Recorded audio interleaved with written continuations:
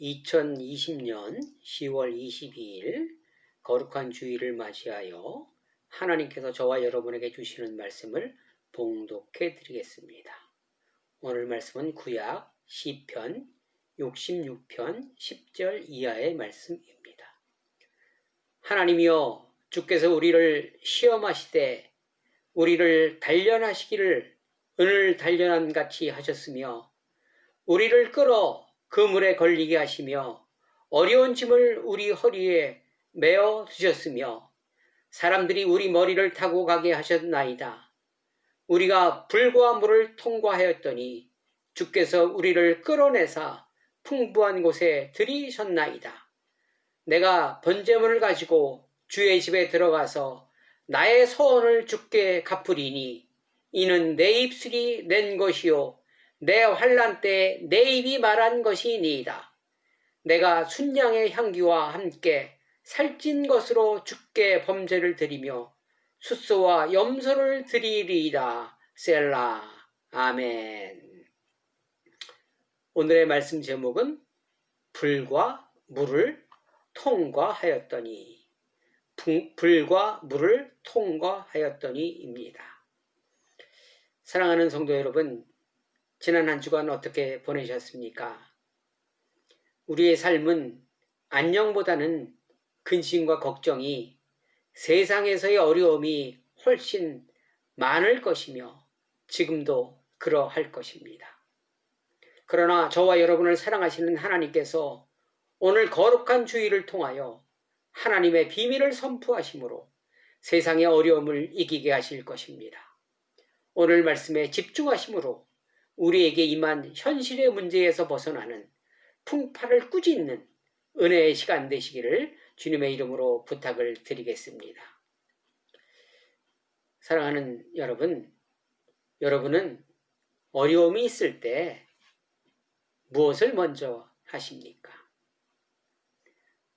어려울 때일수록 진리의 말씀을 들어야 합니다. 진리의 말씀에 집중해야 합니다. 만약 듣지 않는다면 나도, 가족도, 이웃도 모두 불행해지기 때문입니다.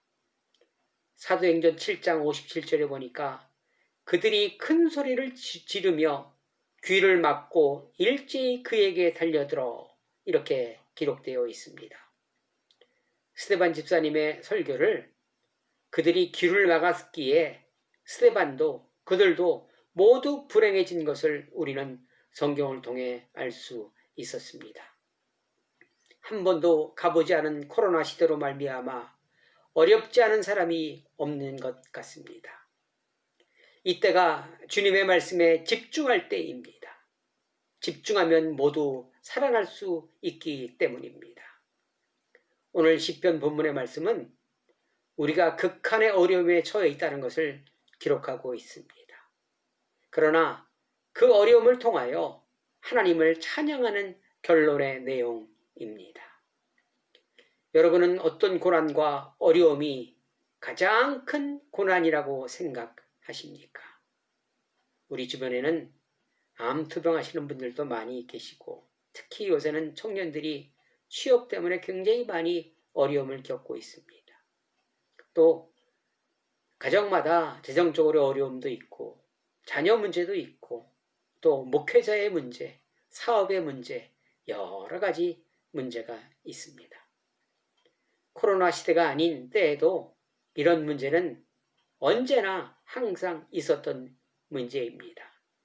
그리고 앞으로도 이런 문제는 계속 있을 것입니다. 모든 어려움 중 가장 큰 어려움은 무엇일까요?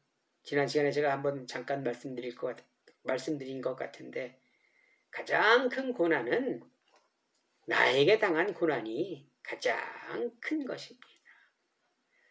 이웃이 아무리 고생을 해도 내 고난이, 내가 당하고 있는 것이 이웃들보다 가장 큰 문제이라는 것입니다.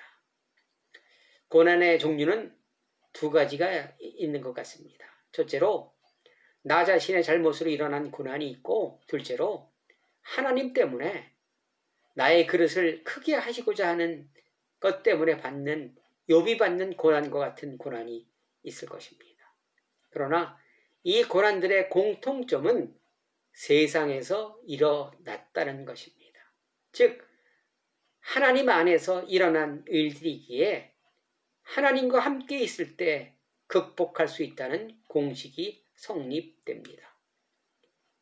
세상의 고통은 나의 잘못으로 인한 경우가 많을까요? 아니면 욥처럼 하나님의 계획이 많을 때일까요? 저는 사람들의 잘못으로 일어나는 일이 많다고 생각합니다. 여러분은 어떻게 생각하십니까? 내 잘못으로 인한 고통에 있어서 하나님은 그러면 어떻게 하실까요? 네가 한 일이니까, 네가 잘못했으니까 나 몰라. 나한테 얘기하지 마. 네가 알아서 해. 네가 알아서 해결해. 라고 하실까요? 그렇지 않습니다.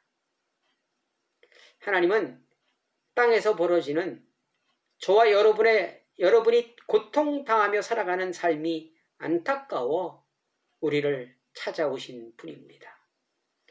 세상에 살기에 세상에서 일어나는 어려운 문제를 세상의 방법으로 풀어가고 있는 사람들을 하나님이 부르시고 초대하시는 분입니다. 내 문제를 풀어주기 위하여 개입하시는 분입니다. 오늘 읽지는 않았지만 5절에 보니까 행하심이 어미하시도다. 이렇게 말씀하십니다. 이 말씀은 우리가 생각하지도 못한 일을 계획하시고 그것을 실행하고 나를 위해서 그렇게 하고 계신다는 의미입니다. 또한 마태복음 11장 28절에 보니까 수고하고 무거운 짐진 자들아 다 내게로 오라. 내가 너희를 쉬게 하리라. 이렇게 약속하시는 분입니다. 근데 문제는 저와 여러분이 겪는 어려움에 하나님이 어떻게 대처하시는지 알고 있다면, 하나님을 신뢰한다면 우리의 문제는 아무리 큰 파도여도 상관없이 해결할 수 있는 것이며, 상황은 변하지 않지만 상황에 감사할 수 있기에 승리할 수 있다는 것입니다. 문제는 이런 것을 모르고 있다는 것이 문제입니다. 시편 76편 9절을 보면 여러분 이 구절이 잘 이해가 안 되는 구절입니다. 한번 들어보시기 바랍니다.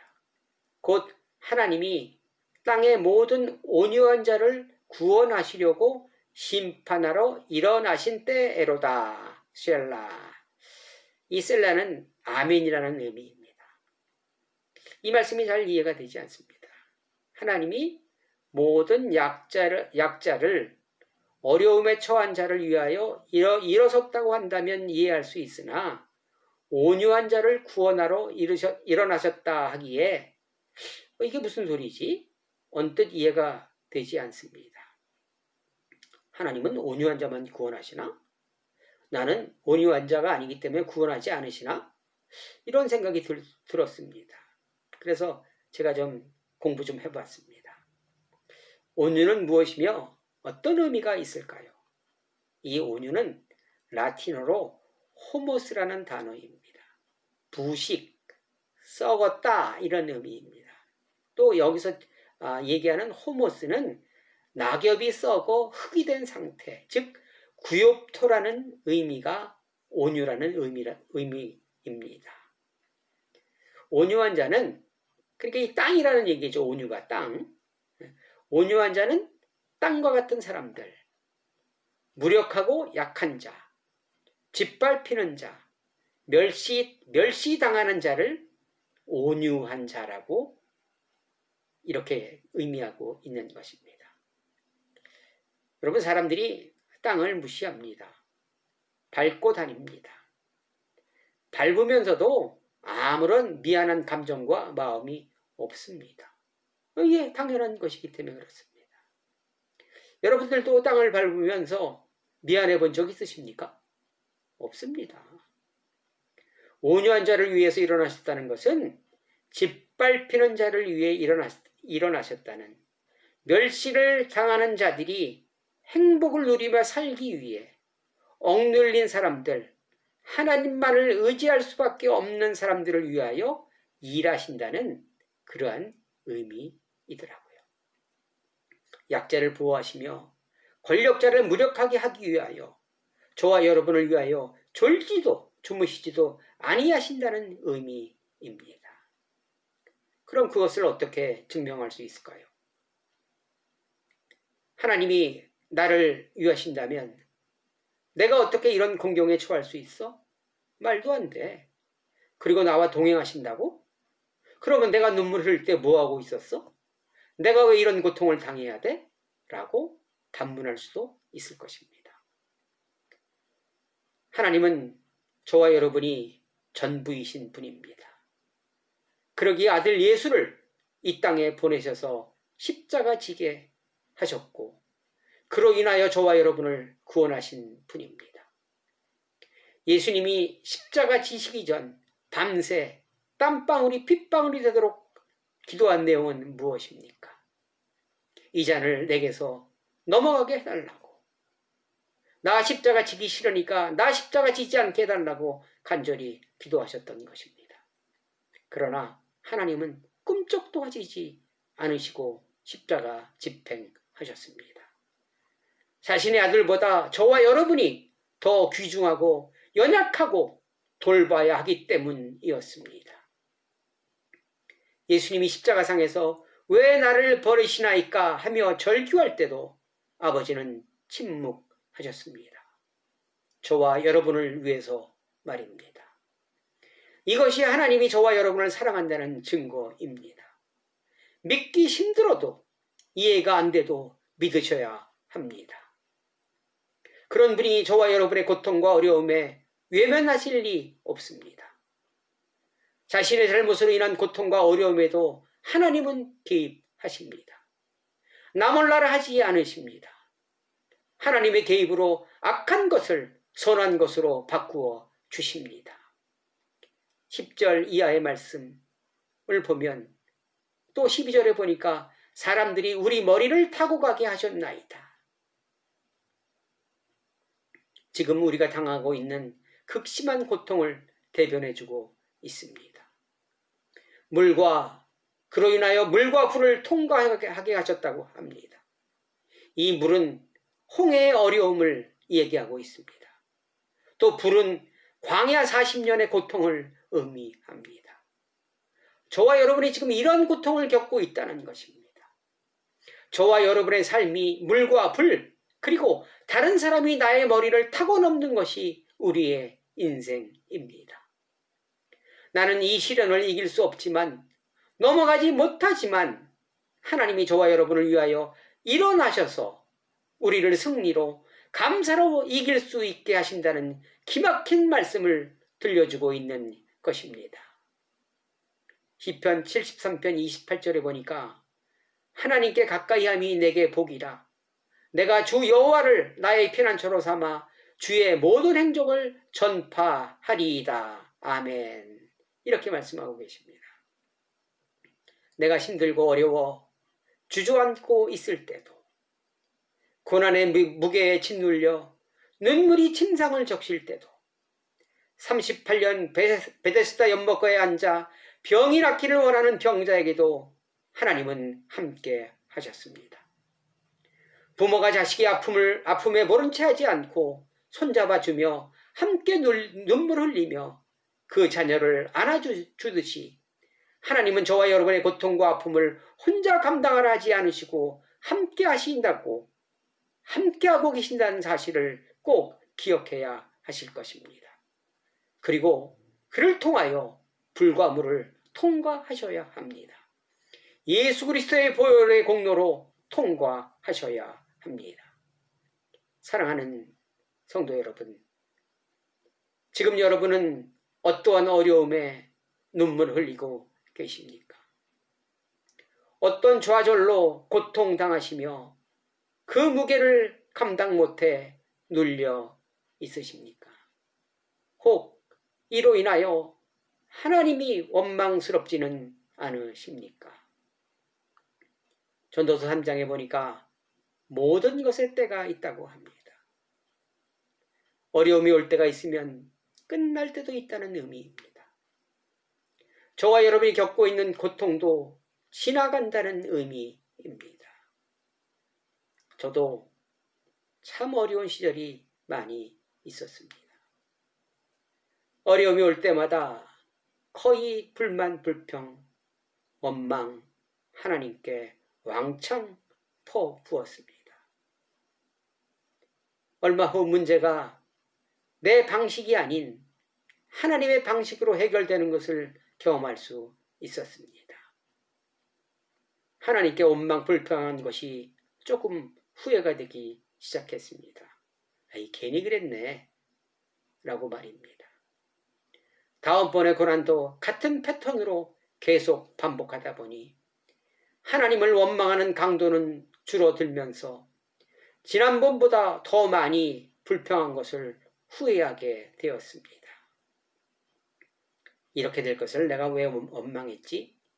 아이, 하나님께 은근히 미안하고 죄송하기 시작했습니다. 이러한 경험이 몇 번 지속되다 보니 이제는 문제가 와도 원망이 아닌 기대가 됩니다. 이번에는 어떻게 일하실까? 누구를 사용하실까?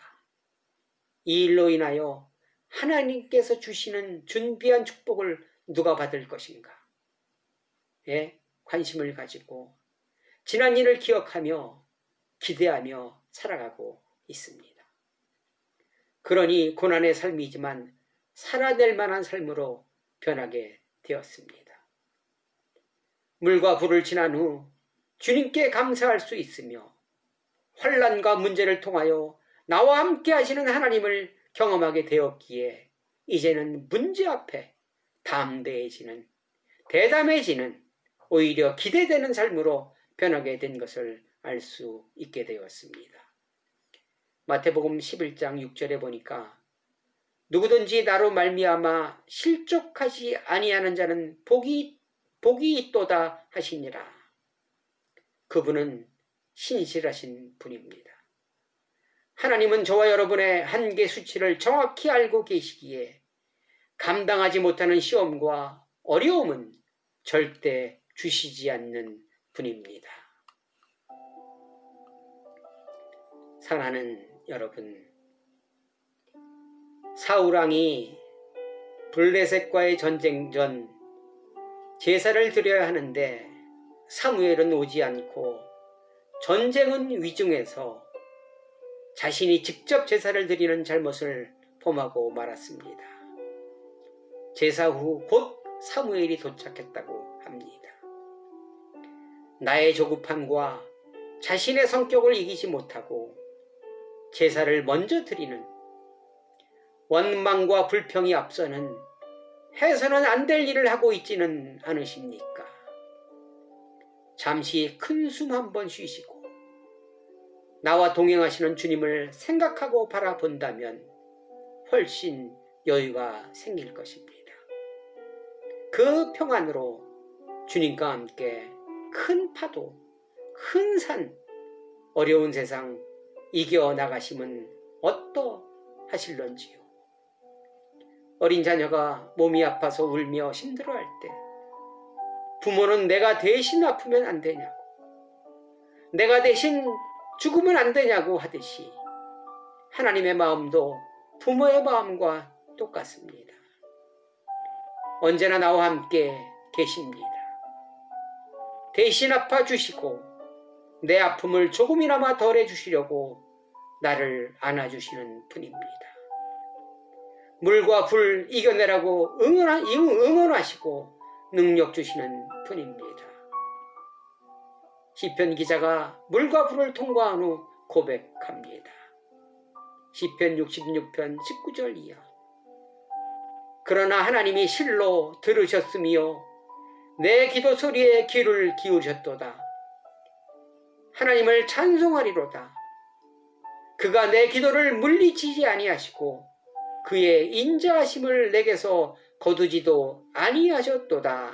아멘. 이 고백이 저와 여러분의 고백이 되었으면 좋겠습니다. 이 고백의 주인공들이 되었으면 좋겠습니다. 아마도 고통과 어려움은 주님 부르시는 그날까지 계속될 것입니다. 찬양하며 살 것인가, 원망하며 살 것인가 선택하셔야 합니다. 그리고 내 어려움을 통하여 이웃의 어려움도 볼 수 있는, 그러므로 함께 나누고 함께 즐거워할 수 있는 행복한 삶을 살아가는 저와 여러분 되시기를 주님의 이름으로 간절히 축원합니다. 아멘. 기도하시겠습니다. 나의 산성이며 나의 요새이신 하나님, 감사를 드립니다. 여러 가지 시험을 당하거든 기뻐하라 하신 말씀이 이제 조금 이해가 됩니다. 주님과 함께 있을 때 내 잔이 넘칠 수 있습니다. 비록 세상에 살지만 주님 때문에 살아낼 수 있는 기쁨의 삶 살아가게 도와 주시옵소서. 문제를 주관하시는 주님을 바라보게 하옵소서. 예수 그리스도의 이름으로 기도드리옵나이다. 아멘.